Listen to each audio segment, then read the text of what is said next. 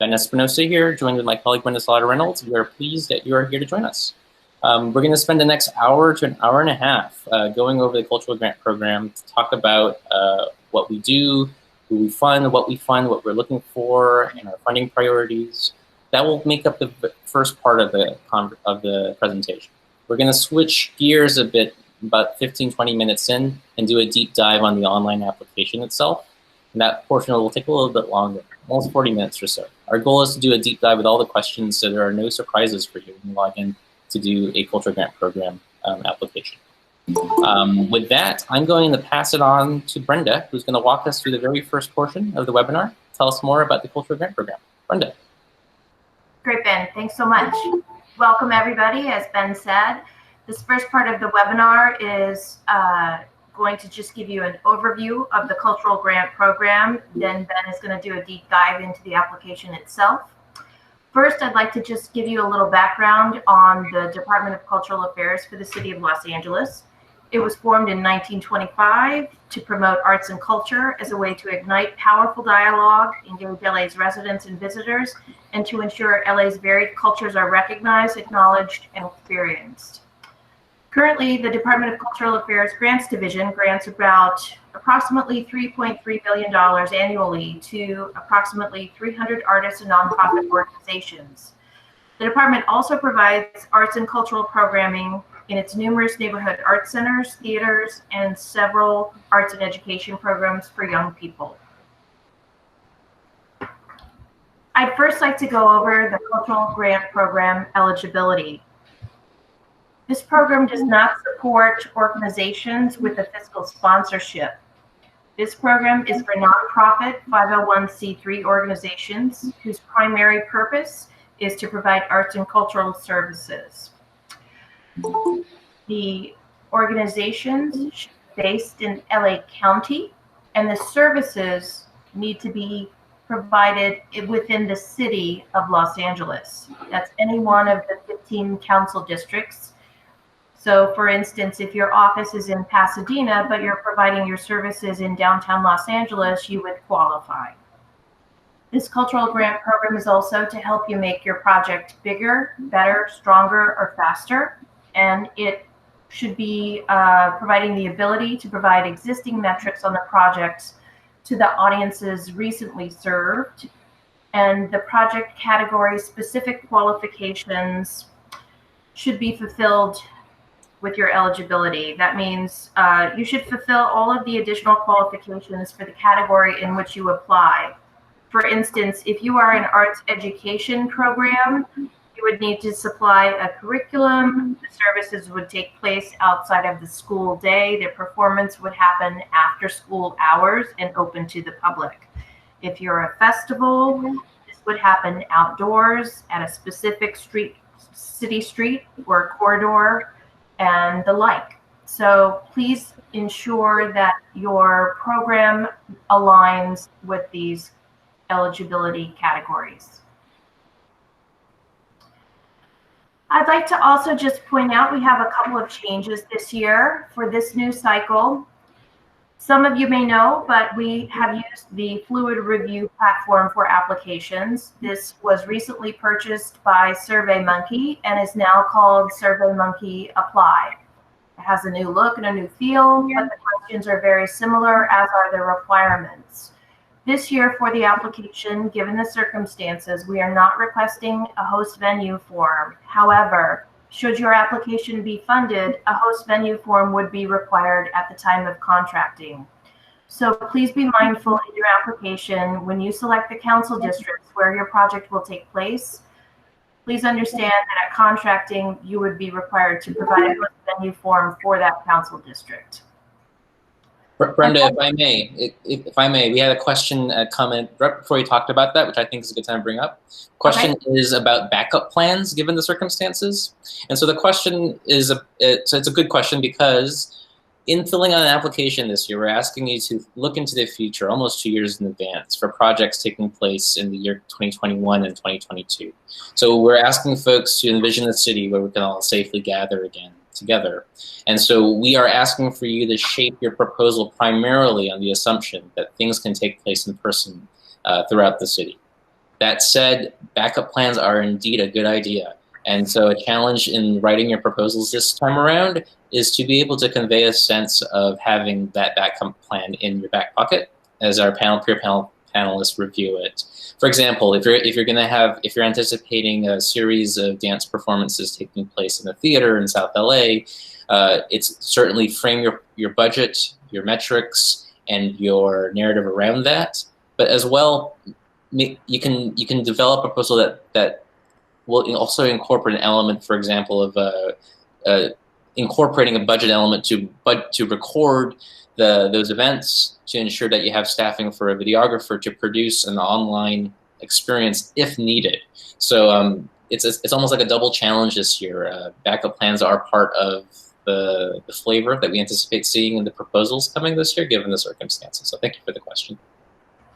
Yes, and to that end, regarding the specific council districts, you'll select, should the project need to be done online? We understand that this necessarily would reach that council district, so we've taken that into account. The other update for this year I'd like to make you all aware of is our operating project proposal category. This is now a separate standalone category, a different application, and a different timeline for that application, as well as a different platform. This is now called our Administrative Empowerment Grant, and this is for small and mid-sized DCA grantees whose workforce represents the kind of gender, racial, and social equity promised by their missions and programs. This is now separate from the Cultural Grant Program, and this application will be available for an October application. The guidelines are currently available now, and they're available through DCA LA website, which is culturela.org.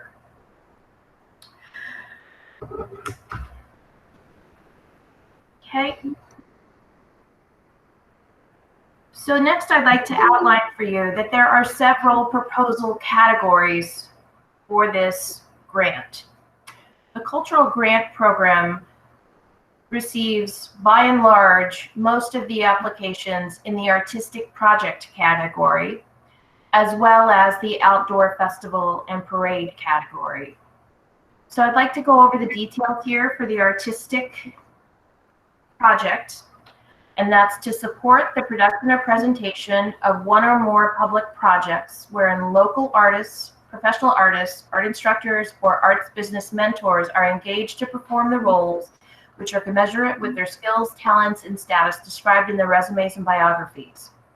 So this, for instance, is if I'm holding dance workshops, I'm going to give the list of the dance instructors as project participants, as well as their bios in my project proposal. Outdoor festival parade.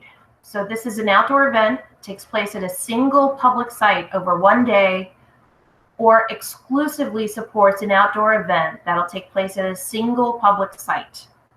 For example, a public street, a set of adjacent streets, a set of sidewalks, public park, public plaza, and it takes place over one day or one weekend.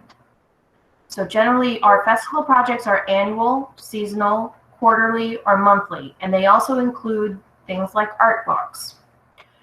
Festival parade participants will also include the project producer, as well as any other key biographies. So moving on to more categories, we have arts education. Now this is very separate from an artistic project proposal. Your arts education proposal is going to have sequential learning, it's going to have a rigorous curriculum, and it's going to align with California art standards. For instance, if you're presenting a school assembly on jazz music, that would not be in our arts education category. That would be in our artistic project category. Arts education projects involve sequential standards aligned youth arts education activities, and they most often take place during the school hours, and they have to culminate with one community marketed public event taking place outside of school hours. Arts education proposals must be accompanied by a curriculum and 2 sample lessons to demonstrate the deep learning conveyed in a single session or set of sessions. So to just reiterate, the learning can take place during the school day. The public culminating performance or exhibition or project must take place outside of school hours. If you're presenting the culminating event during school hours, you would need to talk to us about how to frame this application differently. That's not something that we would typically allow. So moving on to our business education and arts advocacy proposal category. This is for organizations and business to support business training, business association networking, field-specific conferences, and arts industry advocacy, wherein the artists and art managers are learning rather than performing. The applicants in this category do not themselves present artistic projects to the public. Instead, they coordinate field-building activities or forums. Do we have any questions, Ben, about these specific proposal categories? Nothing at the moment. Okay. We do have a question from another attendee rather, who mentions that they have performed in the theater in Council District 13 for many years, and there's an opportunity that circumstances may be such that they need to find a new home down the road. You may want to reach out to us separately later on. Basically, if you feel like there's a good chance that programming can continue in that home in the year 21 into year 2022, we'll ask that you prepare a proposal with that in mind. And given the circumstances and uncertainties, could be a great case for incorporating some element of online virtual experiences as well, just as a backup in the proposal, so that just in case that location doesn't work out. At the same time, if we have an application deadline by end of this month, if you can prepare a proposal with new prospective locations as alternative locations for your programming, you can feel free to do that as well. Very important in those instances when you're checking off the council district box of where your project's going to take place, that you back that up with narrative explanation of the circumstances in the narrative portion of the application. Thanks for the question. Okay. Now we're going to move on to proposal submission cycles. This is a lot of information. I'd like to go over first the even year applications. Our even years are for performing arts applications. So for this year, we have dance, music, theater, multidisciplinary, outdoor festival parades, and arts education. For dance, these are dance concerts or classes, such as after-school workshops or other participatory dance classes for adults as well as children. For music, these are music concerts and/or classes. And theater, this would be to support the theatrical play or theatrical workshops. They could be playwriting workshops, acting workshops. Multidisciplinary involves more than one art form, such as opera, such as a performance art combined with visual art. Outdoor festival parade would have a performing arts focus. These would be music festivals, theater festivals, performing arts, art walks. And the arts education category for this even year will have a performing arts emphasis. For our odd year applicants, for the business ed, design visual, literary arts, media arts, traditional folk arts, and other outdoor festival parades and arts education with non-performing arts emphasis, you are welcome to apply in this even year. The big difference in the even and the odd year is if you are an odd year applicant for this cycle, you would be eligible for a 1-year score only. If you are an even year applicant in the performing arts, you are eligible, should you receive funding, to receive a score carryover form, which would grant an additional year of funding. DCA LA does not contract for 2 years. but the even-year applicants would be eligible for 2 one-year contracts back to back. I hope that makes sense. I know this can be somewhat confusing. For instance, if you are a media festival, that is something that would be considered an off-year application because that is a media arts category. Film festivals do not apply in our outdoor festival parade category. They have their own category within media arts. So we are getting peer panel review experts in the performing arts this year. That is one reason that this is the even year application. Odd year applicants will be scored by a panel of mixed experts, meaning that we wouldn't have an entire panel of literary arts experts for the odd year applications. However, you're encouraged to apply, your application is welcome, and just know that the funding would be a different timeline. Yeah, I'll just add, Brenda, the beauty of the 2-year application scheme we're presenting here is that the goal is that we want you to not submit an application to us on an every year basis. Ideally, if once you get on track, on cycle, you're only submitting an application to us every other year. And when you do it, your application is being reviewed by the folks you want to be reviewing it. And therefore, it relieves the administrative burden on your end and our end about reviewing applications on an annual basis. So understood, if you're not a performing arts project this year, we still want you to submit an application. You'll get a 1-year grant from that, and then we'll ask you to apply again next year so you can get on track. If you're a performing arts organization, you have a performing arts project, beautiful. You are on cycle this year on our 2-year application system. It's a complex one, and so it bears some clarification and explanation. Thank you for your patience. But it's a beautiful system once you get online, once you get aligned on cycle. Okay. I'd like to now move on to the Cultural Grant Program priorities. So these projects that the Department of Cultural Affairs funds have a priority to be free or low cost arts activities and events open to the public, activities and events taking place in arts underserved council districts, projects with a capacity, enrollment, and attendance that serves their constituencies, and projects that develop jobs for artists and creative workers. So what we mean by that is activities and events taking place in arts underserved council districts. I'd just like to point out that there are a few we consider underserved. There are 6 council districts we consider underserved, and those are 3, 6, 7, 8, 9, and 12.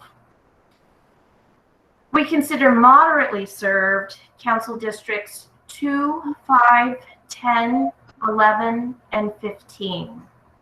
And there are 4 districts which we consider overserved. That is 1, 4, 13, and 14. And when we say free or low-cost activities, we reference that in terms of a movie ticket. So for the price of what it costs someone to go to the movies should be equal or more than the arts activities and events open to the public through this project. And when we say capacity enrollment, we like to see full and robust classes. We like to know that the projectability and the proposal is aligned with the capacity enrollment that you actually see from the project. And we love to pay artists and creative workers, arts administrators, performers, technicians, everyone involved in creating the project is terrific. And we love to support those jobs. Okay. Brenda, if you don't mind, can we cycle back to the prior slide? A couple of questions came in right after we moved on. Sure. So the first question is requesting more info on the back-to-back contract opportunity for on-cycle applicants. So on-cycle or off-cycle? For on-cycle. The question is phrased as even year applicants, so I'm going to interpret that as on-cycle applicants. The question is, does this need to be included in our application, or is this something they can visit if they are accepted as a grantee? Do you want to take that? Sure. I think they mean explanation of the back-to-back is that if, let's use an example that this is a dance company applying this year. They received funding. So Ben and I meet with them next July in 1 year. We meet and we contract in July 2021. And at that time, we give them a score carryover sheet so that fall, they don't have to write a new proposal. Exactly. And a carryover score, which gets combined with the funding. So it typically winds up being about the same amount. But for 22, 23, they would get an additional contract. That's right. I think to help clarify is that the 2-year cycle, it helps alleviate the burden of having to do a new application every year. The ideal scenario is you're submitting a new application every other year. However, because of the way the city operates with its contracts, the contracting process is annual. So yeah. you may only have to apply every other year, but we're asking you to do a contract every single year. Yes, we can only go by the city budget, which is an annual budget. And so that's why we're not allowed, or we're not even, don't have the ability to do a 2-year contract. That's right. Our grant making aligns with the city budget each year. So for instance, if there is a change, then the 2nd year contract would necessarily change. That's right. There's another question around whether or not to outline a 2-year project or a 1-year project. That's a great question, and I'm happy to respond. It's we're asking you in your proposal that you're going to submit by this month to focus on the project taking place only between July 1, 2021 and June 30, 2022. So the answer is we're asking you to focus on the 1-year project. That being said, because we have this 2-year cycle in the back of our mind, it's to your benefit to pitch a project that lends itself to being repeated on an annual basis so that you can continue to honor the spirit of an approved proposal, even though you're not reapplying for it. Yes, the score carryover form is literally to do the same project in the following year. So this would not necessarily be to do a different project in the year 2 of your proposal. This is for the same project to be done 2 years in a row. That's right.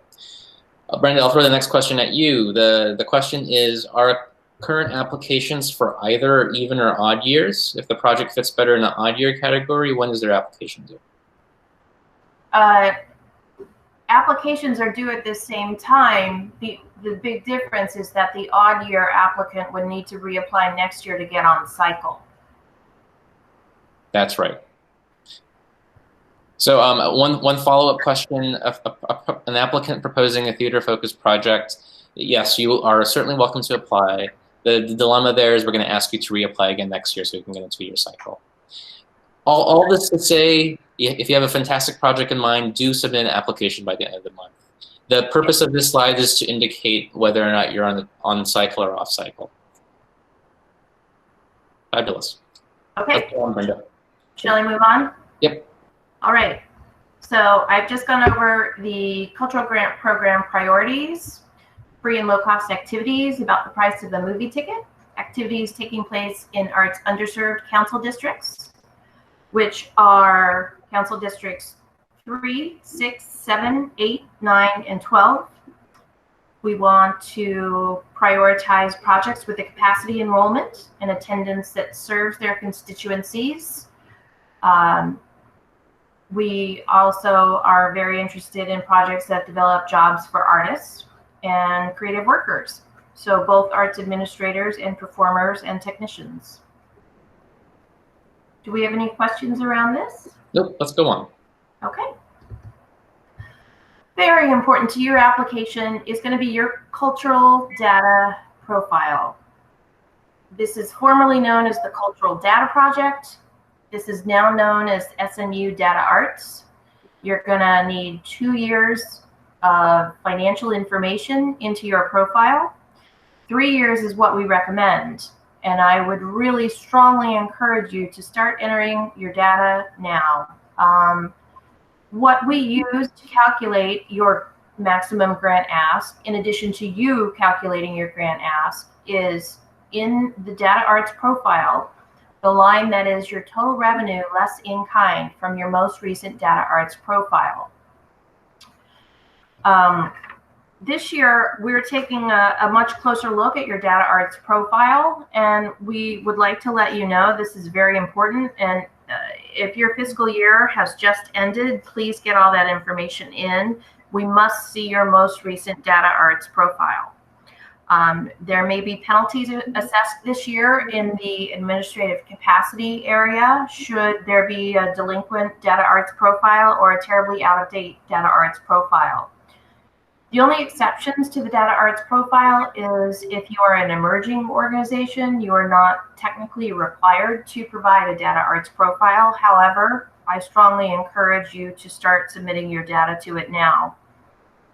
Are there any questions around the data arts profile? Because this is quite important to your application. Right. In addition to the exception applying to emerging arts organizations, nonprofit organizations who do not have an arts and cultural mission focus will not likely have a cultural data profile. And such applicants are submitting an application for an outdoor festival or parade. Great. And those folks would also be exempt from the cultural data requirement. Yes. No questions at the moment. So let's. Okay. So once you have your cultural data information in there, you are allowed then to calculate your maximum allowable request, because from your data arts profile, you'll figure out which size organization you are according to Department of Cultural Affairs. Extra large budget would be 10 million or more. Large budget is 800,000 or more. Mid-sized, 75,000. Small, between 10 and 100,000. And emerging is an annual budget of less than $20,000. Outdoor festival parade must have a minimum of at least a $20,000 a year operating budget. And there's a maximum grant for outdoor festival parade of $20,000. So from the data arts profile, you get to your large budget, your mid-size, you figure out what size you are. That tells you exactly what the maximum allowable request for the grant will be. The request should also match your budget, however. Please keep that in mind. That's right. Great. A couple of questions regarding data arts and allowable requests. One question asks around the closer look at our data profile. I'll respond to that. The closer look is really about ensuring that the numbers entered in your application, number one, that your total operating revenue less in kind jives with your budget request and the budget size you're indicating in your proposal. We're looking for consistency across those areas. And should that consistency be lacking, there's a potential hit under the administrative criterion, administrative capacity scoring criterion. In the past, there may not have been an official point deduction for those inconsistencies, but this year we may be applying those point penalties. There's also another question around. Ben, can I add on to that question? Absolutely. To that question, just to emphasize a closer look, meaning as well that we've had many applications with unexplained variances. So we don't know what happened to the organization. We don't know if simply they forgot to put the information in or if the information was intentionally skipped over. We're looking for completed data art profiles, and we're looking for budget explanations and any variance explanations. Absolutely, and that relates perfectly to. Go ahead, Ben. That responds perfectly to another question that arrived, whether this sounds like a case where the organization's fiscal year just wrapped up, and so their second quarter numbers were affected by far reduced income due to COVID disruptions. So do you want to respond on the variances? Perfect example of where you would put your budget variance explanation in. And the more you can be specific about the revenue loss or the impact, the better.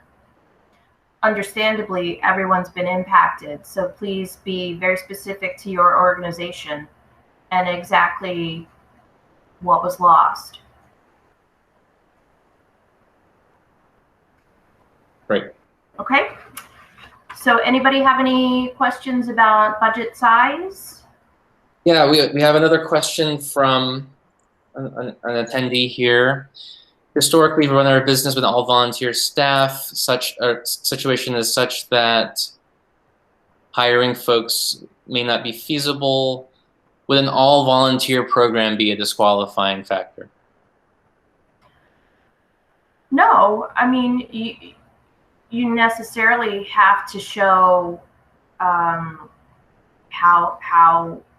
the organization functions under the nonprofit status with all volunteers. You necessarily have a board of directors as a nonprofit. So you have ways of demonstrating your ability to complete a project with all volunteers. That's right. Great. Okay. Let's go on. Let's move on. Here we go. This is where you're going to find the application. On our dcaredesign.org/grants, you'll find the message from Ben and myself, and under the applying drop-down is where you'll see the application. Each drop-down menu is going to give you lots and lots of information about each part of the grant program, whether it's eligibility, calculating, budget examples, preparation. It's a very resourceful page. Okay, and now here's our timeline. We're in step 1 right now. So if you don't already have a SurveyMonkey Apply account, you should log in and register your account now. Step 2, by August 31st, fill out and submit the online SurveyMonkey Apply application for the Cultural Grant Program, which Ben is going to go over with us in just a moment. In addition, step 2, please complete the data arts profile and include that. That is a requirement of part of this application.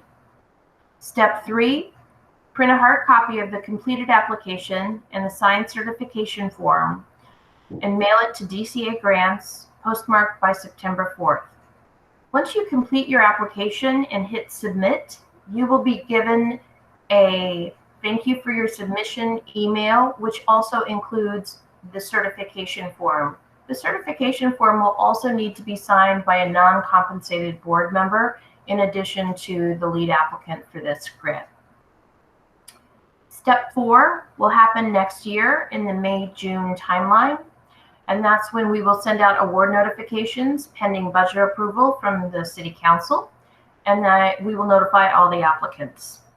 Step 5, July 2021 to June 2022, projects selected for funding must take place in that grant period, July 1st of 2021 to June 30 of 2022. And just to reiterate, if you are on cycle, you would then be handed a scored carryover form for funding July 1, 2022 to June 30, 2023. Okay, I believe that is right. The response to a few questions that have come in that last slide. Okay. This question around recency of data arts. Our expectation, as Brenda mentioned earlier, is that when you're applying, you're able to provide us at least your 2 most recent fiscal years. In the event that you can't get us your very, very, very most recent, we will accept something going back as no older than 2 years as your most recent report. So this is a case where the question is around 2019, just completed. Can we submit our 2018 as our most recent profile? It's acceptable, but not ideal. If 2019 is complete, it should be submitted.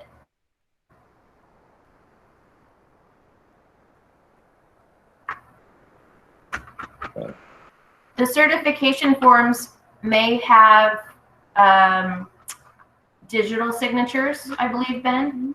Digital signatures. We have a question as well around ink signatures for certification forms this year. We are one of the silver linings of moving digitally because of all of the disruptions. We are now more digital signature friendly. So digital signatures are totally acceptable.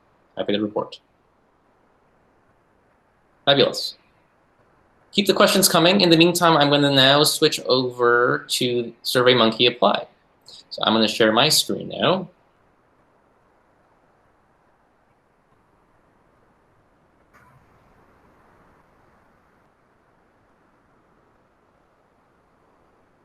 Perfect. So when you go to the SurveyMonkey Apply platform, dca-la.smapply.org, it'll take you to DCA's landing page, SurveyMonkey Apply. One of our initial questions around SurveyMonkey Apply platform, the answer is yes. This platform will certainly save your progress as you proceed to prepare your application. We had another question as well around whether or not for our returning grantees to be able to access their prior proposals that was submitted to us. In the event that you don't have a record of your own proposal on your computer, you can certainly reach out to us separately. We'll do what we can to retrieve it. But it's important to remember that we encourage folks to save their work on their own machines as well, on your own organization network, just in case. We can't rely on this platform as serving as like an indefinite repository of files moving forward. Great. So when you're landing here for the very first time, if you're brand new entirely, the very first thing you're going to do is you're going to want to register for a SurveyMonkey account. You click on the green register button, you're going to enter your information. And important that you set your account up as an organization, as our cultural grant program is open to organizations only. If you're a returning grantee, you should be able to log in using your old Fluid Review login credentials. The difference is when you log in for the first time, you're going to see no applications yet because you haven't created one. When you're creating an account on SurveyMonkey Apply, one of the new things they're instituting here is that you can have multiple identities as a registrant. You have your individual account as well as the ability to apply on behalf of various organizations. So when you're starting off fresh, you're not going to have any applications yet. To start a brand new application, you're going to click on the View Programs button. You're going to see what's available. Oops, wrong button. Let me see. You're going to see what's available to apply to from DCA. And right now we have only one. It's a cultural grant program. You're going to click on the green More button. You're going to click on the green Apply button. And that will kick off a brand new application. The very first step of which will ask you to name your application. We're asking you to name it using your organization name. But I have a pending application we could jump into to look at to serve as our example. So you have an idea what to expect once you're working in the SurveyMonkey Apply environment. So this is like the main page of your application. Think of this as your checklist of the things to do before you're able to submit a grant proposal to us. The biggest portion of your application is this very first item, the organizational grant proposal. That's where you're going to. That's what includes your narrative and your project budget. And all these secondary items are additional components that you're attaching to your grant proposal. SurveyMonkey Apply tracks your progress using these little icons. If something is completed, you'll have a nice little green checkbox. If it hasn't been started yet, you'll see a partially fill a grayed out circle. And something that's in progress, but not yet completed, has this half moon looking icon. So this is a case, for example, that I've started it, but haven't completed it, but SurveyMonkey Apply has saved my work. So let's start from the very top. So this is the biggest portion of your application. It's the organizational grant proposal. We're going to click into that. There's 3 main pages to this form, and each one has a lot of information. I always recommend folks to take a preview of what lies ahead by downloading a PDF of the questions that you're going to see. We're going to go over every question now. But the nice thing about doing the preview is that you can prepare your responses in advance in a separate Word document, for example, where you can make use of the word count tools, spell check, grammar check, and all the other copy editing tools. Ideally, you'll have all that material prepared in advance. So when you log into your SurveyMonkey Apply account, it's just a matter of copy pasting any information. So let's go down the list here. The very first portion of this application asks for basic contact and organization information. We ask that you are very careful about entering your official IRS name here. We're asking that you enter it in all caps this year. We've had some formatting issues with the city budget. So if you do it in all caps, it helps alleviate administrative issues on our end. Make it all caps, otherwise matching exactly how your name appears on your IRS nonprofit determination letter. And so on and so forth. Include a popular name here if it's different from your official IRS name. Physical address, which make sure it's within the county of Los Angeles. Mailing address, which may be different if your mail is sent somewhere else. main contact information. This is the person who's going to be receiving all the communication from DCA grants around the status of your application, so make sure that information is correct. Website. Dun & Bradstreet DUNS number is something used by the federal government. If you have a DUNS number, enter it here. If you don't have it handy, it's okay to keep it blank. City of LA Business Assistance Virtual Network, BAVN number, and the City of LA Business Tax Registration Certificate, BTRC, are unique numbers assigned to organizations who are conducting business with the City of LA. If you're a prior grantee, or if you're a new applicant who's done business with the city in the past, you probably have these two numbers as well. If you have those, do share it. It's helpful for us. If you don't have them, also okay to keep blank at the moment. Next question asks you to select which budget size category you're submitting your proposal under. When Brenda went over this section earlier in her presentation, you notice there's some overlaps between these numbers. We leave it up to you to decide in which category you wish to compete against. Let's assume, for example, I am a $100,000 organization. I have the choice of applying small or mid in that scenario. Based on where I feel like my organization fits, I feel more comfortable applying in the small arts organization category. So I'm going to check that box. Next question asks you to indicate what the primary artistic discipline is of your proposed project. This is in regards to the activities being proposed, not necessarily the nature of your institution.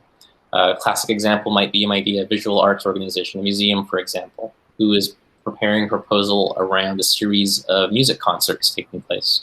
Our request there is that you actually mark the music box and not necessarily visual arts, even though you're a museum. Make sure that your selection here matches your specific proposed project. Section D, budget, is very important. This is where you present to us for the very first time how much funding you are requesting through the cultural grant program. Before filling in this box, I always encourage folks just to revisit your cultural data project just to confirm that your total cash revenue, i.e. your annual revenue less in kind from your most recently completed cultural arts profile, data arts profile, matches up. I'm entering here a $100,000 budget. One of the things we check upon submission is that this number matches the number on your cultural data profile. As a small arts organization, I am allowed to request up to 20% of this number with up to a maximum of $10,000. So that $10,000 cap is what applies here, and that's what I am entering in this case. Do double check that that matches up with our requirements for calculating a maximum amount. It's not uncommon for folks to do that math I just did here. Oh, I'm a small organization, I can request up to 20% of this. Oh, I'm going to request $20,000. In that instance, that can really jeopardize the budget and everything else you're going to submit to us down the road because you may be requesting more than you're allowed. On our end, we would make that adjustment and reduce it, and that may translate into a reduction in your administrative capability score as well. So do confirm that your maximum amount request matches up with our program guidelines. Next question is, you're describing what type of project this is. Is this again, as Brenda mentioned earlier, most projects will probably fall into the artistic project category. These are the public presentations and workshops that are open, free, and low cost to the general public. Arts education projects are those that involve a prescribed curriculum that's standards aligned, sequential, and will culminate in at least one publicly accessible performance outside of school hours. The business education category, advocacy for the arts category is more around conferences, peer networking events, where the artist is not so much performing, but rather learning in an environment among their peers. An outdoor festival, parade, and event is specific to an activity or series of events taking place outdoors on the city streets or other public area. As I mentioned earlier, most projects will probably fall under artistic project. Impact, we're asking folks just to pick the top two of these four options where you feel like best describe where DCA funding is going to go toward. Is it community dialogue? Is it that exchange of information and learning among artists and their colleagues? Is it more life learning and education? Is it about generating jobs in our arts and cultural sector? Or is it about really finding really great free and low cost activities where the general public can go and experience the arts? Pick two for us to help categorize your application. Section G is asking you to indicate where your organization is headquartered. So this is where you are allowed to be either in one of the 15 council districts of the city of Los Angeles, or elsewhere in LA County. If you're not, just to double confirm where you're located, if you're in the city of LA, if you use a neighborhood information app, it takes you to this website where you'll get to enter your address. 201 North Figueroa is where DCA is based, and you click the find button, it gives you these results. Lots of information, including, importantly, what city council district we're based in. So you can see that DCA is based in Council District 14, with council member Jose Uzar.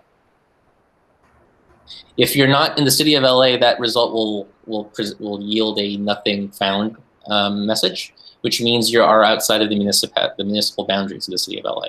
So you may be based in Pasadena, Santa Monica, or an unincorporated part of our county, such as Altadena, like in this case. Now, the next question is asking specifically where your services, where your project activities are going to take place. This one must be within the 15 council districts of the city of Los Angeles. And again, this is a good time to use that neighborhood info tool to check all the various locations where you plan your project to take place. And this is where you'd enter your partnering school's address, your partnering venue, partnering location, other partners and where they're located. And this is where it's going to indicate what council district it's located. And that will be the box you're going to check off here.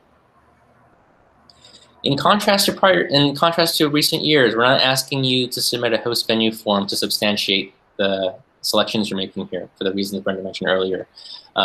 We understand it can be very difficult to get someone on the phone and sign a letter confirming that they're going to host your activities.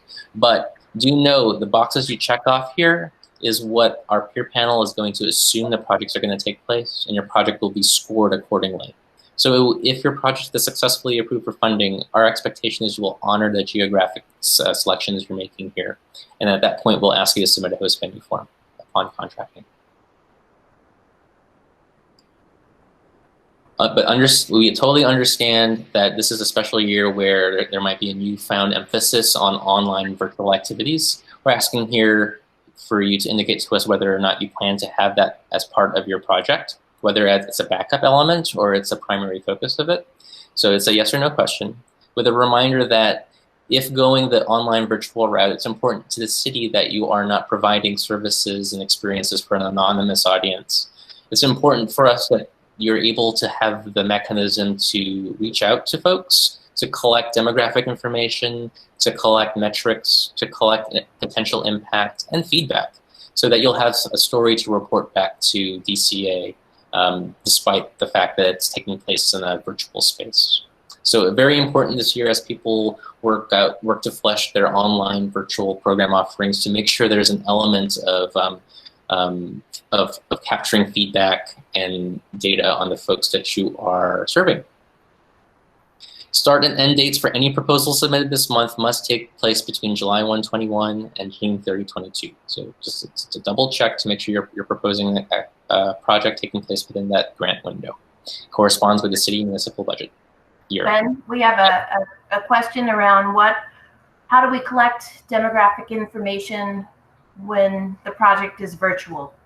Great question, and it's a question that many of our organizations are figuring out really savvy ways to respond to. There's many ways to go about it. For example, one of the initial instincts might be to simply provide a YouTube link that you're going to broadcast to the world of a wonderful video recorded presentation that you carried out. But rather than doing that, perhaps it might be more prudent to request a quick registration from a potential a viewer, collect their email address and collect their name and contact information before they get the YouTube link to see your fantastic presentation. And armed with that information, you can then do the subsequent follow-up and collection of feedback. You can email them a feedback survey. Using ticketing platforms such as Eventbrite, even for free events, is something that some grantees now are exploring as for ticketing events where they want to control how many people are able to be at one screening or experience, and as well as a way to collect a low-cost ticket price. So there are emerging ways to that you can collect information either from your participants, from your project engagers before, during, and after. Brenda, I think are there some other platforms I missed that people should explore for this purpose? It's very organization specific. I know a lot of organizations have found a silver lining in that they reach a much wider audience. So have in place a way to capture some way to keep in touch with those new people. Surveys are great. Eventbrite and all those that have you register before can also help. That's right. We've had a couple more questions come in, and if it's okay with you, Ben, I'll take this one. Sure. This is about the guidelines. It says, please do not attempt to propose an activity series that is longer than 6 months in duration. Is that a new guideline? Can you explain? Our theater season runs over the course of 9 months. So this is an excellent question and a great time to point out DCA is a project funder, not a program funder. We would never be able to fund an entire season of theater works. We would be able to fund something like 3 student matinees for 6 performances.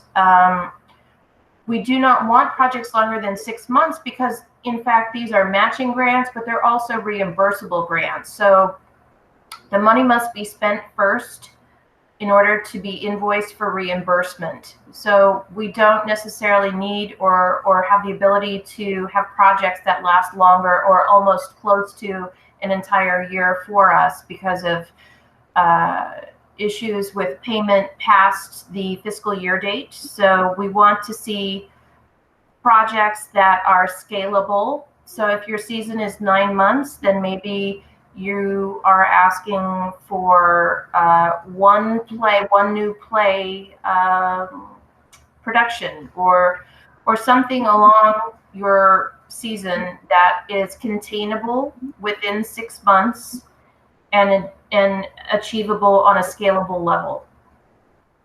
One more quick question here. So the licensing companies for theater are requiring that we stream only on their platforms for a fee. We're not able to collect any data on our patrons. Is this a new thing causing great distress in the community? Not aware of that limitation, but we can certainly look into it. If you're not allowed to collect the data, then they are, and there must be a way for you to get it from them. But that can be discussed in greater depth at another time. What percentage of the grant can be spent on overhead and staff time? Ben, do you want to take that one? Sure. As Brenda mentioned in the slide that outlined DCA funding priorities, we understand that those are required expenses of any successful project. But to the extent possible, DCA likes to see city money go toward the payment of artists and the art administrators, the marketing and promotion to ensure capacity enrollment, and to support the program evaluation and monitoring, and then making everything else secondary.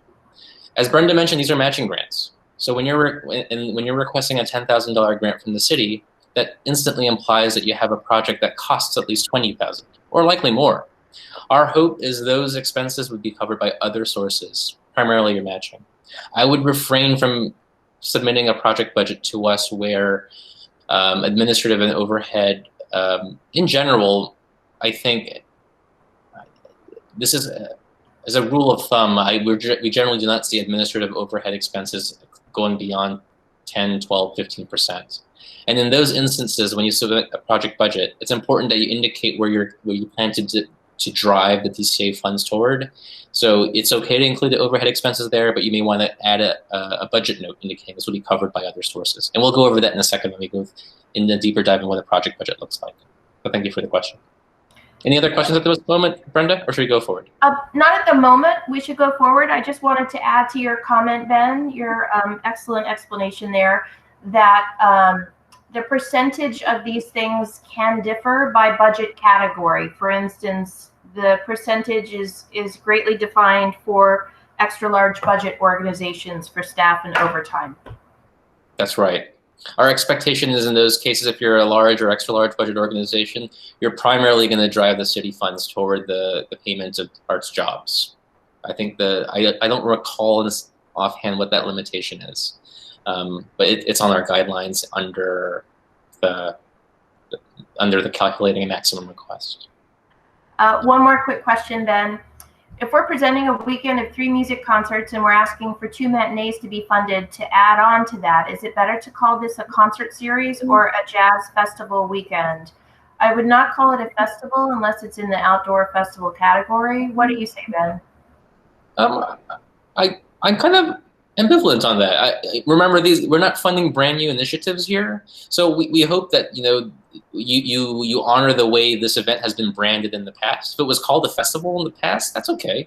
DCA supports a number of film festivals, theater festivals that do not apply in the outdoor festival category. It's a festival in name, but not in our project category. So it's up to you. That's a question for you for the applicant rather, to determine how it meshes with your programming, if it's consistent with branding in the past. But that's totally fine. Otherwise. Okay. Okay. Moving along, the special constituencies question is asking specifically for the groups that you are actively working to serve. So be careful and thoughtful as you check these boxes, because there's a narrative question in the next page that asks you to elaborate how you reach out to these folks and how you are demonstrating importance and relevance to them. But select up to 5 of the target groups here. I'll note that for DCA, a lot of our priorities revolve around programming that make specific outreach to seniors, to families, other marginalized and fragile populations. A surprise for a lot of our new time applicants is youth are surprisingly quite generously served by many of our arts organizations and the arts and cultural community here in the city. There's some surprise groups that we would love to see more programs and opportunities for, and seniors stands out as one of them at the moment. I have one more quick question, Ben. Sure. Location is outside of the city of LA, but attendees do travel to our location. Does that still meet the eligibility criteria? The answer for us is no. If the physical locations that you are proposing in this project need to be within the municipal boundaries. A reminder that the folks who control the health of our grant program and is structured around our council member offices, and our council member offices love to have events taking place geographically within their council districts. So it's a much better, and it's a requirement that physical activities take place within our council districts. There perhaps may be an opportunity because this applicant is suggesting that a big portion of the audience serve are actual residents of the city of LA, there may be a case there for shaping a project that may offer an online or virtual experience that primarily targets City of LA residents. But it would then be incumbent upon you as the applicant to demonstrate that you have the means to track exactly who's enrolling and participating in the online virtual experience to confirm they are in fact residents of the City of LA. But the quick answer is no. Physical in-person activities taking place out of our municipal boundaries do not qualify, regardless of who the audience members are. Thanks, Ben. Next page on this portion of the application is where we introduce the narrative responses. So this is where definitely you should have these responses prepared in advance on the separate Microsoft Word document. Then you just copy and paste it in here. These character limits do not include spaces, so keep that in mind. Use Microsoft Word's character count tool just to make sure what you're copying and pasting in here stays within this limit. A danger of pasting in too much information is that your response will be truncated. And so a proposal is received, a peer panel reviews it, and they are confused because your sentence and train of thought isn't completed. And that is because you pasted more characters than the space will allow. So do double check that. That could be a common pitfall. You'll also notice in this section there are questions with little starbursts. The starburst questions correspond to a series of questions that other funders in the Southern California area use. Other private county funders ask for this very same questions. If you've applied for grants in the County of LA, for example, they ask for the same questions. So hopefully you have a number of these responses already prepared and ready to go. First question is your mission. asking you to share your mission statement with us. This is a quick check just to confirm for us that your mission is in fact one that includes the delivery of arts and cultural services, unless you are a different kind of nonprofit serving as a lead for an outdoor festival parade category. Make sure it includes that information. History and programming is where you get to tell us a little bit of background information about your organization, with an emphasis in the most recent years. We understand there's lots of fabulous institutions in our city with long, storied histories. Do call out some basic background information, but do invest the limited 3,000 characters here into things that have happened in the last 2 or 3 years. Planning and leadership is where you get to showcase to us, the leadership structure in your organization.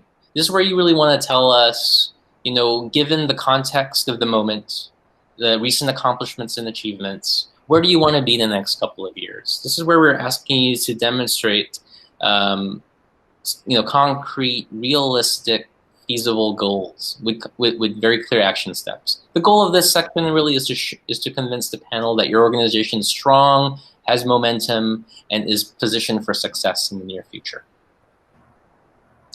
Community core audience asks you to relate back to those checkboxes that you checked off in the prior page about the special constituencies and audience that you serve. Draw a picture for us about the geography of your program participants, their age, demography, socioeconomic status, and tell us about what active steps your organization is doing to remain relevant for this audience and what steps you're doing to serve them. The artistic policy question drills into understanding how artistic decisions are made in your organization. Does that lie within a single individual? Is there a committee process? Is there not an opportunity for public engagement and input? Let us know how those decisions are made. We're trying to understand how the organization is run administratively as well as artistically. And importantly, how artists, staff, personnel, and contracted artists are compensated. Okay, moving along to the project narrative, which in many ways is kind of like the core of your proposal. This is where you're going to tell us about the specific free and low-cost project that you are requesting city funds for. Sorry, Ben? Yes? We have a quick question on planning and leadership. Sure. Organizations want to know, should they discuss their response to COVID in that planning and leadership? Absolutely. That's going to be a common theme that we anticipate seeing in many proposals this year. This is an extraordinary moment. I think a big question is, we're thrilled to continue this process. Should you be awarded funds? What steps is your organization doing to overcome, to be resilient, and to continue doing the great work you're doing? That absolutely. Thanks, Ben. Okay, so the first question under the project narrative is a description of your project.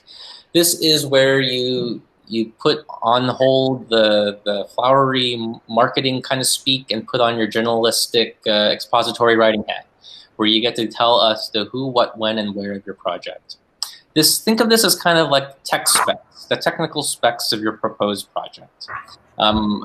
For example, if you're an arts education applicant, this is where you're going to say, we request city funding for 2 multi-week workshop series at 2 junior high schools in the San Fernando Valley.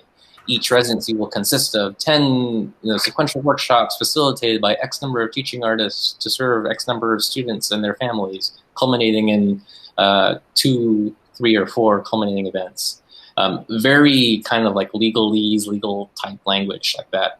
What that kind of language does is that it presents your proposed project in a very clear, concise, fact-based way, which is very much appreciated by our panel. In addition, it presents it in a very scalable manner. As Brenda mentioned earlier, very unlikely in the government funding scenario would you get the 100% of your grant requests. So if, for example, if that was my proposed project for the request for $10,000, but I'm only awarded $5,000, I want to be able to easily scale my project down 50% so that it can still be delivered in a successful way. So that's the kind of description and technical language you're going to want to use in your project description. In that process, this is where you're going to want to kind of like do like a dual planning track and introduce any kind of backup ideas you may have on how such a project can still be successful if physical distancing rules still will prevent any kind of in-person gathering. So do discuss that in this section, as well as finally describing, as any savvy grant writer does, the overlap between this project, your mission, and DCA's funding objectives and priorities. So you really want to highlight for us how this project does all of that for everybody. It helps further your organization and in pursuit of your mission, and it helps the city of LA achieve its funding priorities. Next section talks about, this gives you a chance to, this is where you kind of put in your marketing hat a little bit and tell us about the wonderful impact and outcomes your project has achieved in recent years. This is why it's especially important that you're proposing to us a project that you have a track record in, because you'll have those metrics at hand to tell us what you've achieved, what impact you've created with this project in recent years. And then after describing that, you get to tell us exactly how the city investment is going to make those results bigger, faster, stronger, and better. There are 4 main components here that this question prompts. I'll note that there's a slight tweak in our language for this item, this third item. There's been a push for us to really challenge our applicants to view their work through a social justice, social equity lens. So to the extent that you can talk about how this project advances social equity leadership by transmitting your organization values through your workforce and how that aligns with your mission and your services, do provide that information here. That's going to be a new flavor and angle we're going to ask our panel to review. So we encourage you to share that information in this section as well. One last item here asks for the cost per head ratio as well. The cost per head ratio for us is an important ratio. It takes the total cost of your project and divides it by the number of people served and engaged. So for example, let's assume this is a $40,000 project. We plan to serve around 1,000 or some people. That gets you a cost per head of around $20 to $25, which falls in line with the vast majority of our grantees' projects across the portfolio.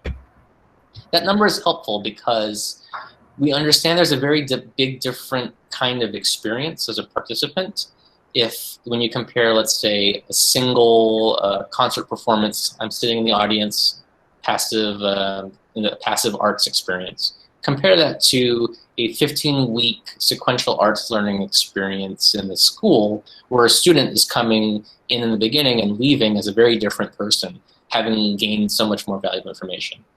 The former example, the concert, may have a cost per head ratio in like the $20 range, but a student who's gone through a transformative experience, through a multi-week experience, will likely have a project with a cost per head in the higher range, approaching $100, for example. So use this opportunity to illuminate your cost per head and to justify it. I'll highlight one more as well. There's a distinction between cost per head ratio and what we define as and the ticket price. A common mistake we may see in a review in the applications on the other end is that those two items are conflated. You can have a totally free project, but it still has a cost per head, right? Versus I have an event and I'm charging admission. Two very different things. So cost per head simply takes the total cost of your project and divides it by the number of people you are engaging. All right. Next section is staff and artists. So this is where you get to tell us about all the creative leads, the administrative leads who will ensure project success. Don't skimp out in this section. You're on the application form. By default, it shows up to 5, but you can add up to 10 people here, and artists and staff. We want to understand you want to draw a very clear picture of the incredible talent that your project's going to involve, from the administrative leaders, the creative leaders, to the various other artists you may contract as part of this project. This section can be quite lengthy for folks, for example, who have a festival event that involve large rosters of artists. The strongest applications will have this information filled out for all of their key participating artists. One additional note I'll add here is we understand it can be difficult forecasting almost 2 years in advance the specific list of artists who will be participating. In that instance, helpful for the panel to show what kind of artists who recently participated. It's a way of showing, the high caliber of artists in your organization's ability to recruit and have their commitment towards this work. All right. So the third and final section of this narrative section is where we start to talk about the project budget. So the project budget, remember, is not your organizational budget. We're not asking for your organizational budget here. In fact, we're asking specifically for the expenses and revenues for the specific project that you described in the prior page. So all the revenue lines here and expense lines should map to that. Your budget's going to be much more detailed than mine. I pre-entered a few, just a sample entries here, just to illustrate that it's helpful to, when entering a number here, to accompany it with a budget note. The strongest proposals in our review process will have very detailed budget notes here so that it does not leave our peer panelists wondering how these numbers are arrived at. For example, if you have ticket sales, there's a $2,000 planned revenue stream from there. A quick note to say this is 200 tickets at $10 a ticket is a great way to make that very clear. We pre-populated this list to include many of the budget lines that are likely to be part of a project. Only, of course, take advantage of the lines that apply to yours. So these are all the various revenue income sources. Very important as well to make sure that line 21, the city government line, includes your grant request.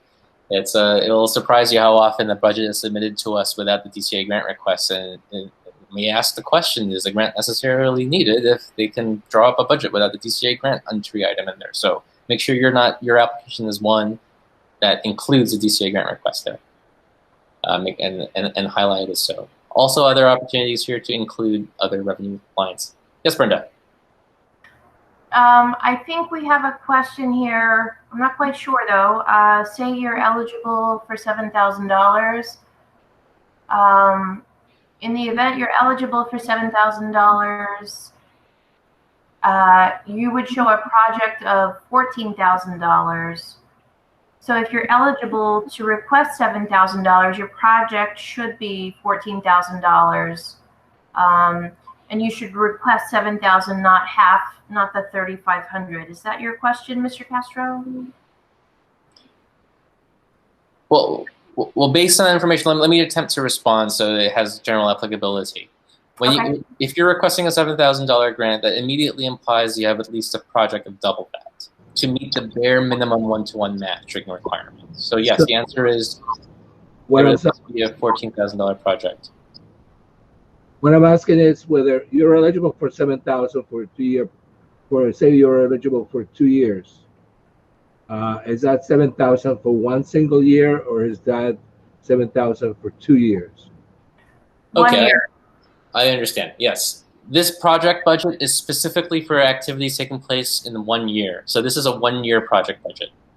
This relates back to the question we received earlier. Everything that you're submitting in this proposal should revolve around a 1 year project. It's in your interest, of course, to present a budget that lends itself to being repeatable for a second year. So please ensure that the numbers here correspond to a 1 year project. So if you make it repeatable, does that mean that you have to keep that you need to keep $3,500 in the pot, or you can use the $7,000 the first year already? This project budget should show a $7,000 grant request in this example for a project of at least $14,000. Okay. Got it. And whether you're eligible for a second year, that's another matter. I'm not following the question. This is a question. I'll emphasize again that this project budget should focus solely on the 1 year of activity. And anything beyond that can be revisited in the future grant proposal. Okay, got it. Thanks. But it was a good question because I think it's worth re-emphasizing that a grant request of $7,000 implies a project of at least 14, at bare minimum. I will note that the strongest proposals will have other funding sources such that DCA funding will amount will comprise less than 50% of the grant. It's more reassuring to understand to see a project budget that has diversified funding sources, just to understanding that unlikely that the grantee will receive 100% of the grant request, and it helps assure that the project will still continue to be successful with reduced funding from the city. So I think, Ben, that ties into the next question. Can the project budget be more than double the grant size? Absolutely, definitely. One of the things to look at as you're juggling the scope of the project you're submitting to us is kind of like, is your project right-sized? And right-size, it includes, what the grant request is, what the total project costs, and importantly, the number of people you're serving. Because if you're proposing a project that's triple your grant amount, that's allowable numbers-wise. But what if you're only serving, a tiny portion of people, getting your cost per head in the astronomical $1,000 plus range? That can hurt you. So you'll have to do some juggling there and find kind of like the right size. And right size for DCA is one where the city investment is not more than half of the total project, and ultimately the cost per head for each person served falls around the $20 range generally, unless you have an extraordinary, more kind of robust skill building experience involved. One more question, Ben. Thank you for that answer. This question is around cost per head. I'd like you to speak a little bit more about how that's assessed. They've given some context about their event, which seems to happen as a multi-event project. They want to know if they can include audience numbers that access online performances, creative outputs, and number of tickets for final public events tied to the project. Yeah, your role as a grant writer is to really draw the boundaries of what the project is. And if the project encapsulates a number of in-person events and online events, by all means, include your anticipated audience for all of those experiences in your count. That's right. So absolutely. And if you incorporate those, especially online, to Brenda's point earlier, the silver lining is we're getting far larger numbers for this. It helps your cost per head ratio. Thanks, Ben.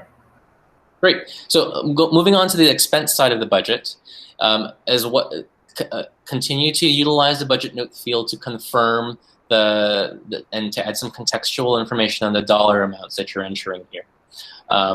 This is a great opportunity to highlight which specific budget lines are going to prioritize DCA money toward. To our point around, we'd like to see our funds go toward artist jobs, marketing, promotion, project monitoring, and evaluation. So here's an instance, for example, we're anticipating $25,000 in artist fees, and then we're going to funnel all of the DCA grant fund toward it. That's great to see. I'll also highlight that there are some expenses here that fall under our quote-unquote DCA funds can't be used for. Things like catering and hospitality, travel, fundraising, those you can't use DCA funds for that. However, we understand that sometimes food is a necessary component of a project. Here's a case where I'm anticipating $500 for food and snacks for my participating youth in an after-school program. That's fine, but reassure us you're aware of our funding limitations by emphasizing that it's going to be covered by your matching sources. This is a great way to utilize the budget field to anticipate those questions from our peer panel and to answer it before they even think about it. So utilize that again. Utilize the budget note field for that purpose. After you enter all your revenue streams and your expense lines, SurveyMonkey will automatically calculate that for you. So here's a case where I have $40,000 in total expenses, and I win $40,000 in matching income.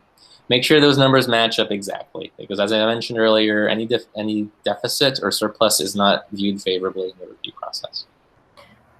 Ben, while you're still on the budget, I think this is a good question to address. Could we do both a live event and an online video of the same event? That would help with our cost per head ratio. It's a great way.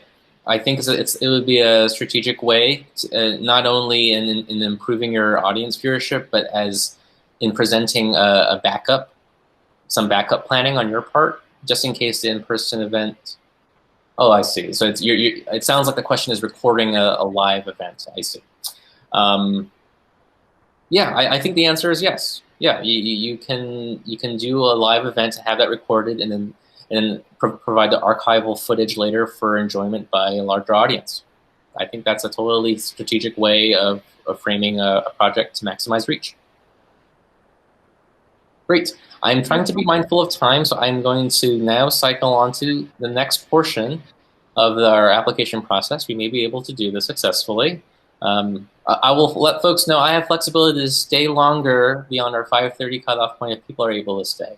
And folks who do have to depart, do know our intention is to post a video of this session online on the DCA website, just in case you can't stick around for the last few minutes.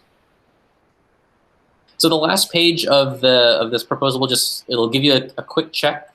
It'll let you know if you've completed it. This will also alert you if your revenues and expenses do not match. It'll be a red warning here, giving you a chance to go to the previous page and correct it. Short of that, though, you can now mark the proposal complete after you've done that section. So that is the lion's share of the application proposal. And now I have a nice check mark there. The Data Arts Funder Report, I'll real quickly do a quick side trip to what that looks like. When you log into your SMU Data Arts account, you're going to log in. But first go to culturaldata.org to get to the page. Then you're going to log in. It'll take you to your email and password information. Enter that information. It'll take you to your organization's SMU Data Arts landing page.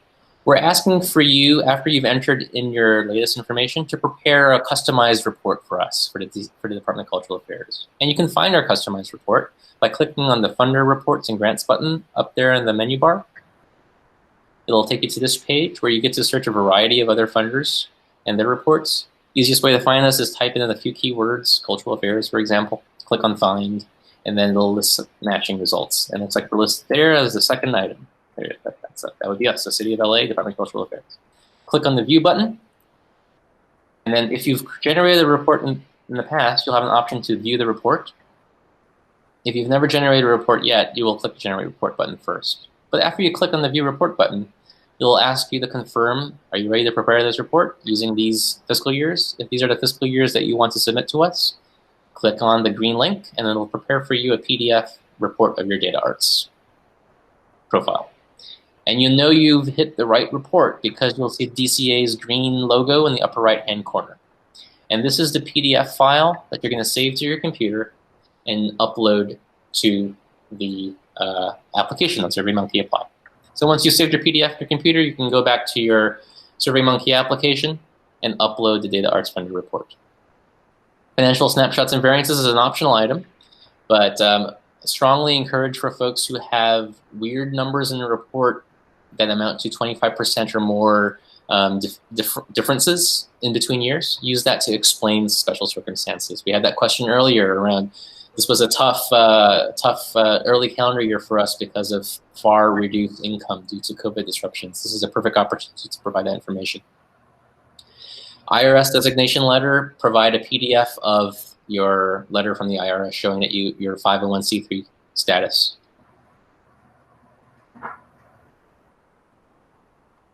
The next item after that is a list of organizations' board of directors. We've provided the template we'd like you to use. It's an Excel sheet here. You can download that by clicking on that button. Oops. And it'll prepare a PDF file that looks like this. We've pre-populated it with at least the 4 key roles that we hope that you are able to share with us. In the state of California, I believe that we do require a president, secretary, and treasurer. Do use this form to fill out in detail. One of the things our panels love to see is great diversity in the board in terms of professional affiliations and expertise, all to substantiate your organization's administrative capacity. So do fill in this in a very detailed way before uploading it back to your application, which is back. Quick couple of questions, Ben. Yes. One organization says their IRS letter is lost. How can they request it? I would say IRS. That's a question for the IRS. We don't have access to that. They would be the first folks to call. If you've applied for grants in the past, it's possible you may have a copy of your IRS letter already submitted with them. It may be in one of your old grant files. Do look for it there. It's a common request from any municipal funder. Okay. There's an emerging organization question. Where do they upload their financial summary signed by the board treasurer? Great question. You can upload that in the Data Arts Funder report section.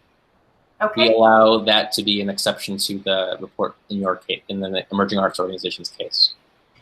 One final question, Ben. When I click on the SurveyMonkey apply link to register, I just get looped back into the pages of the DCA grant system. Is there a link I can type into my browser? That might be a phone call after this, outside of this webinar. Yeah. Might be some one-on-one support. Okay, great. We'll offer technical support. Just email us at dca.grants@lacity.org. I'll type that into the chat. Thank you, Brenda. Folks, we're in the home stretch. We can make this happen. A few more key requirements before we're able to click on the green submit button. Supplemental artistic work samples, super critical component of your application. This is where you get to showcase fabulous photos and videos of the last time you've rolled out this project. It's another reason why. Video, you're performing arts. Please send video. Yes, thank you, Brenda. That's right. This is especially this year where we have a large cadre of performing arts organizations. Our expectation is that you have some fabulous video to share with the peer panel. Especially important because remember, our peer panelists have spent hours looking at text on the page or text on the screen. Anything to pull their eyeballs onto a really inspiring video of your project in action, I think will just really serve you well in the peer review process.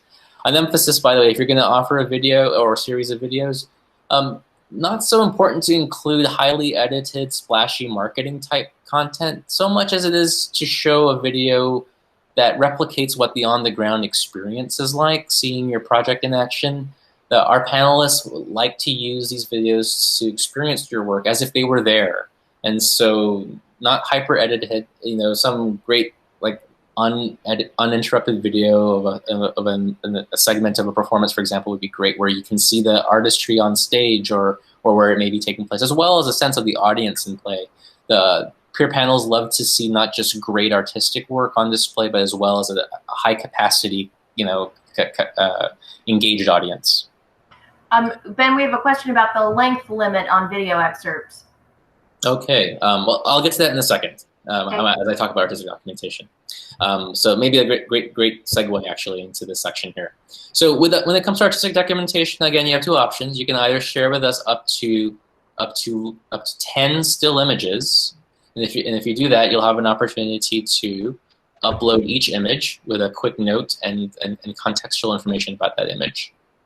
And SurveyMonkey Apply has a pretty user-friendly interface here where you get to upload a file and enter some contextual notes. But as Brenda mentioned, especially with the performing arts group, we do encourage videos where possible. And if doing videos, you get to provide up to three hyperlinks. So you're not uploading a video file. Rather, you're going to be uploading a hyperlink to a video. So let me show you what that interface looks like. So let's say I want to provide links instead. And by the way, links doesn't necessarily mean it's linking to a video file. You can also, if somehow you have content prepared on like a PowerPoint slide presentation, you can include a link to that if the file is located on like in the cloud somewhere, in the Google Drive or in the Dropbox and so forth. So to the question around the length of videos. Yes, Brenda? Sorry, make sure no passwords, please. Absolutely. So when entering URLs to your videos, you'll enter the link here. Let's say, and then you're going to add, oh my goodness. And then you're going to add a description. Use this description to include any contextual notes. If for whatever reason your sample does need to be password protected, this is where you would enter a password. But as Brenda noted, we would prefer you don't have them password protected. Rather have them as unique URLs that only folks who have access to the URL would be able to access. Our panelists, when they view artistic samples, are just clicking through the application. They want to be able to click on the link and instantly see what it is the applicant wants them to see. In general, this goes to the question about the maximum length. In general, we ask our panelists to spend no more than 5 minutes in any one applicant's artistic samples collectively. So it's important that you're providing videos that kind of honor that limit. And if for whatever reason you're providing a video link that's much lengthier, if you're providing a link that's a half hour or an hour long, just use this text box to enter the specific times, the time markers where you'd like the panelists to go. But really, to the extent possible, shorten the video that you're sharing so that the panelists can simply just click on it and view what it is you want them to see. If going with links, you can offer us up to 3 links. So once you enter your links, you click next, and then you submit. Once you do that, you can mark this completed. Great. Okay, now that is the home stretch. The last couple of things are where you get to tell us just a breakdown of the folks who work for your organization, the audience you serve. It's the more numerical assessment of the information you shared earlier, narrative response, where you talked about your audience. This is where we're asking for some just hard numbers and information around your reach, your audience, and your workforce. Final item is a quick evaluation form that you get to fill out, where you get to provide feedback on your experience using our platform. Praise is always welcome, as well as anything critical. Brenda and I work hard to make this a useful experience. We want this process to be as painless as possible. There are some limitations outside of our control, especially as a municipal funder. So all that to say is that there's lots of files and data information. So we try to make it as painless as possible, and any feedback you're able to share toward that process is welcome.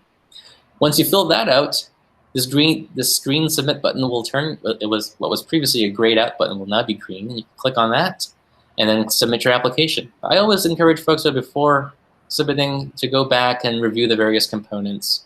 Look for typos. Make sure your budget amount matches your data arts budget number. Your grant request is allowable. Your grant request is in your budget. All of that level of polish goes a long way in showing a panelist that your organization has what it needs and is in a place to carry out a grant project. Administrative capacity is something that is easily affected by the way you're presenting your information. So go through every component, give it one more look through, double check, triple check, and then when everything is good to go, that's when you click submit. And that will officially make your submission complete with the City of LA. All right, so I think we're only 5 minutes over. I think we have some time for some questions. How about we take some on? If you have some questions, enter it, and we'll respond on the chat box. We have some thank yous. We don't have any new questions right now. I don't mind thank yous. I thank you for your attention and mental investment in this process, and for sitting with us for over 90 minutes. So this is we appreciate that. Brenda and I believe that we invest this time now because you're only going to submit to us an even better proposal. So we're all winners in that way. One quick question here. We're applying as a theater. Can we apply with a project that has been in development? It doesn't have to be something we've presented before. Brenda, can you take that on? It depends on your definition of development. If it's ready for the next iteration, then yes, it applies. It's fine because this grant would make it bigger, better, faster. So if it's been in development and you want to get it in front of an audience, that's a qualifying example. Perfect. Thank you. Okay, last call. Yes. Is there an email address I can send additional questions? I typed in the DCA grants email into the chat. Type it again. Question deadline, there's never a deadline for questions. We're always happy to take your questions and answer them. Email is the best way to reach us right now. We're all still working remotely. Just like to piggyback back again on that theater question, so that theater, should this project be funded the following year, you would not be required to then again do a performance of it. You could then take another project that had been in development to get that up on its feet. Okay, well, this might be a good stopping point. I want on behalf of DCA, Brenda, and myself, I thank you for your attention and time towards this. Feel free to reach out with any follow-up questions. Other than that, we look forward to seeing your proposals. Thank you for your time. Have a great afternoon, everyone. Thanks. Bye.